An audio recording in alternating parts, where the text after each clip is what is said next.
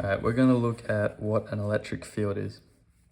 So it all starts with the charge. So this is charge A and this is charge B. And charge A exhibits a force on charge B. Also the other way around, but we'll just concentrate on charge B for now. So you know that, right? You know that it's like magnets. If you try and press magnets together, you feel the force pulling that way. And that way as well, but that way too. And you probably want to know what the size of that force is, and that comes from Coulomb's law, which says that the magnitude of the force is equal to this KQA QB divided by R squared. And intuitively, just looking at it, it kind of makes sense, because if you've got two charges, you've got two magnets and they're further apart, that means that the force pushing against each other is going to be smaller, right? So that makes sense. It's inversely proportional. This K here is trying to sort of account for the fact that force is something that has to do with newtons and humans pulling, but here we're on an insanely small level. This like the conversion to charge is insane. So this K value is something ridiculous, like 9 times 10 to the power of 9, something orders of magnitude bigger than you pushing a car. Yeah, so this is the value of the force. So this was all fine in the 18th century, but because of the electric field, we actually came up with vector theory and all the stuff I've put in my last couple about vectors. And so what we're going to do is we're going to make this into a vector field, because it's very, very useful for everything else. So let's put this charge A in the middle at the origin here. So this is charge A. And say we've got a different charge here. So plus here, it's going to go that direction. If we've got a charge here, it's going to go in that direction. If we've got a charge here, it's going to go in this direction. And again, it's proportional to how close it is. So this is going to be like massive up there. So we've got the direction, right? The direction is radially outwards, and we have a vector for that, right? The unit vector is r hat. And this is the magnitude. So we've got the magnitude here. So that's great. So that means we can get a full vector field. That's pretty easy. If the force field, the field of force, not force field from like The Incredibles, the field of force is K QA QB over R squared times the R hat vector. And that kind of works. If you want to figure out what the force is on this, you say it's coming out from the center, and you figure out how far away it is, and you say that's the magnitude. You can skip this bit if you want, but I'm going to put it into the XY plane, just because, this R is the same as this R, but really like they're kind of different. And if you want it for a certain point, say 2 meters up, 1 meter to the right, you usually want a actual Cartesian style grid plane. So we'll convert it to Cartesian points now, but skip this over a couple of minutes if you can't be bothered seeing that. Okay, so this is, remember how we had a vector A, and it's in this form, K Q A Q B over R squared times R hat. And we're going to convert it into 3 different parts. We're going to go X hat and Y hat and Z hat. And the way we do that, remember, is we go A dot X hat to figure how much is in the X hat direction. Actually, sorry, this is only 2D, so I'm going to scrap this Z hat. So that's going to be a scalar value, and this is going to be in the X hat direction, and this one's going to be in the Y hat direction, and that's it. All right, so now we're going to expand this out So it's going to be k qa qb on r squared r hat dot x hat. That's going to be in the x hat direction. And then we've got this one, which is the same thing, but in the y hat direction and with a y hat dot product.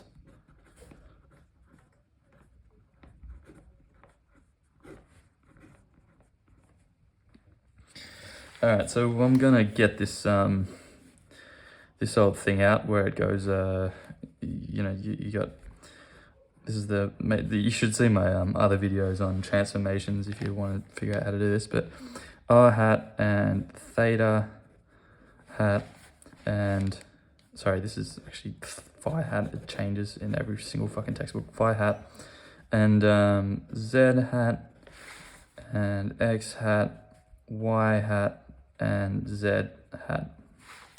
Okay, so this one is off the top of my head, cos phi minus sine phi 0 0 1 0 0. And this also applies to the 2D plane. So you know, if you want to make this into a polar as opposed to cylindrical coordinates, just scrap this bit and it's basically the same. So yeah, let's fill this out then. So k qa qb on r squared r hat dot x hat cos phi, and that's in the x hat direction. And then we've got k qa qb on r squared r hat dot y hat, that's sine phi, and all of this is in the y hat direction. We want to get rid of this phi, so we'll turn it into x and y. What's x and y? Oh, we want to get rid of this as well. We want to get rid of that because this is a product of polar coordinates. So first off, if we look at it in polar coordinates, like, you know, y, this is the y, this is the x, and this is r, and this is phi. This part of the vector is going to be r cos phi in the x hat direction, and this is going to be r sine phi in the y hat direction. Okay, so we're gonna turn this one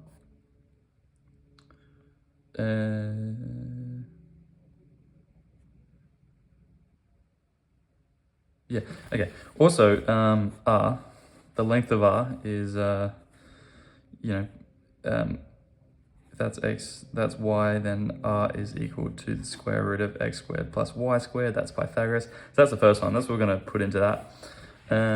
But also, if we've got x is equal...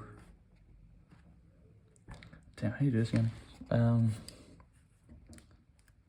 X is equal to r cos phi, and y is equal to r sine phi. So...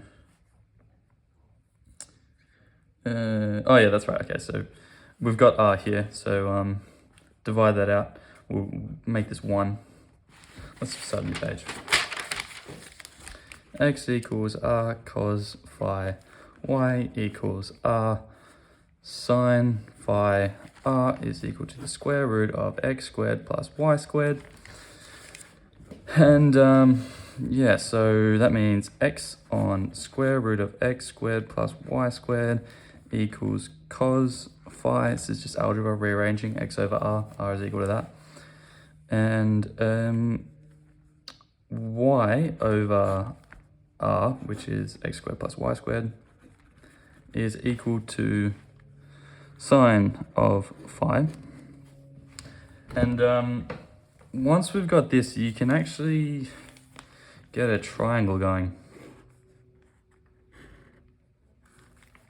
So this angle is phi, this one's y, and this one's x, and this one is the square root of x squared plus y squared. How I get that? SOHCAHTOA. So cos of phi equals adjacent over hypotenuse, that one there. And sine of phi equals opposite over hypotenuse, COH, SOHCAHTOA. Wait, hold on. No, the other way around. Cos of phi equals adjacent over hypotenuse, adjacent hypotenuse. Yeah, okay, it makes sense. So if you want tan phi, you just get y on x. So now we've got all three of them. This is going to be useful. So going back to this one, if we just going to transport this one here, we're going to turn it in. So it's going to be, this is going to get transported in. If we plug in our new r values, which is that one, and our new cos phi values, we're going to get k, q, a, q, b on x squared plus y squared. Remember that one? And then cos phi we discovered was x on the square root of x squared plus y squared. And all of that is in the x hat direction. And I can tell you now it's qa qb on x squared plus y squared. Qb x squared plus y squared sine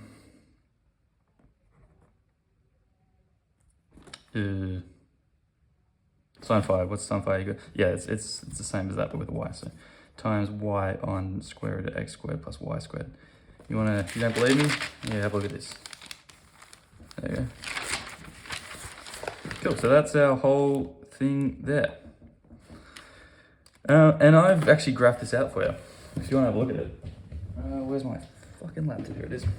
Spent a long time doing this on MATLAB, so you're welcome. Oh, hopefully you didn't see my password. Yeah, no, okay, cool. I mean, it's not like you can do anything anyway, you're all online. Okay, so I've got different QA and QB values here. The first one is 5 and 2, this one here. And the second one is 5 and 4. And this is just to illustrate what, if you, you've got these charges here. If this charge is bigger, then there's going to be more force out. And this is just a little diagram I made. This is like planning notes for this. So if this charge here is much bigger, plus it's going to have a bigger vector out as well. So we can see that in this field here. So this is the field. This is the field, that one. With k is equal to 8.99 times 10 to the 9, and QA is equal to various things. So that's the first one. You can see there's a Q in the middle. So if you put a charge here, the force is going to push it that way. If you put a charge here, force is going to push it that way. And if you put a bigger charge, it's going to go that way, and it's going to go that way. All right, so that was the conversion part of it, which is a bit of a bastard. But now we got to get into the concept of the electric field. So let's look back at this. Hold on. Wouldn't it be handy if we could eliminate the force part of it, and we could just get, if we put something here, it's going to push away, right? And you just times it by whatever the charge is. So you can see that this one here is basically the same thing. The only difference is that the charge is bigger, and that's why the arrows are bigger. So what if we just got a base field, a base model, and then we can times it by the charge for anything we want? Okay, so that is exactly what an electric field is. It's not an actual thing. So if you've got a charge here, it doesn't just like emit rays of random force just going everywhere, but it is handy to think of it like that. The only time when this actually acts on something is when you've got another charge here. Now it's going to move there. But what we do is we come up with this concept of the electric field so that anytime we do want to put a charge there, it's we can say exactly what it's going to do. And, you know, we don't even have to know what the charge is. So you can figure out what a charge is going to do, what direction it's going to go in without even knowing what size it is. Okay, so that's the concept of the electric field, and it is summed up by this famous equation. The force is equal to the charge times the electric field. So if our force field was this, these are our force fields, like that. We just divide it by QA. QB. So we divide it by how big that one is. And that's literally all an electric field is. You take charge out of the equation, you just force divided by Q. So now we're not talking about force, which is kind of hard to measure, and Q anymore. We just have this concept of an electric field. So really what you would normally want to see is force over Q equals E. Because E is the star, that's where all the equations come from. That's way easier to work with than force and Q, because, you know, we don't want to go back to Coulomb's law. So we use this electric field here, and that's electric field.